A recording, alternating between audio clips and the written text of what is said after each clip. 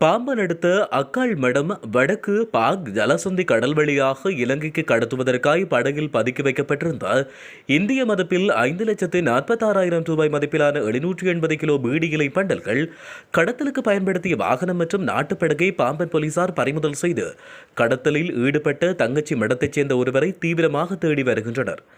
ராமநாதபுரம் மாவட்டம் ராமேஸ்வரம் அடுத்த தனுஷ்கோடி கடல் பகுதி இலங்கைக்கு மிக அருகே உள்ளதால் தூத்துக்குடி மாவட்டம் திரேஸ்புரம், ராமநாதபுரம் மாவட்டம் கன்னிராஜபுரம், நெரிப்பையூர், மண்டபம், வேதாளி, அக்காள்மடம், பாம்பன், குந்துக்கால் உள்ளிட்ட பகுதிகளில் இருந்து சமீப காலமாக கடல் அட்டை, பீடி இலை பண்டல்கள் மற்றும் சமையல் மஞ்சள் உள்ளிட்டவைகள் அதிகளவில் இலங்கைக்கு கடத்தப்பட்டு வருகிறது.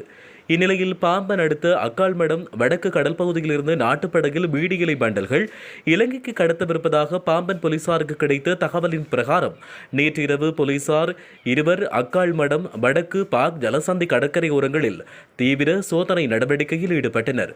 அப்போது அக்காள்மடம் கடற்கரை பகுதியில் உள்ள ஒரு தோப்பில் சரக்கு வாகனத்தில் இருந்து சுமார் 10க்கும் மேற்பட்ட நபர்கள் பீடி இலை பண்டல்களை கடலில் நிறுத்தி வைத்திருந்த நாட்டுப்படகொன்றில் ஏற்றிக் கொண்டிருந்ததை கண்ட போலீசார் அவர்களை மடக்கி பிடிக்க முயற்சித்த போது போலீசாரை கண்டதும் அந்த நபர்கள் அங்கிருந்து தப்பி ஓடினர். இரவு நேரம் என்பதால் போலீசாரால் தப்பியோடிய நபர்களை பிடிக்க முடியவில்லை. இருப்பினும் இலங்கைக்கு கடத்துவதற்காய் நாட்டுப்படகு மற்றும் சரக்கு வாகனங்களில் வைத்திருந்த சுமார் 780 கிலோ எடை கொண்ட பீடி இலை பண்டல்களை பறிமுதல் செய்த பாம்பன் போலீசார் கடத்தல் சம்பவத்தில் ஈடுபட்டதாக சந்தேகத்தின் பேரில் தங்கச்சி மடத்தைச் சேர்ந்த ஒருவரை தீவிரமாக தேடி வருகின்றனர்.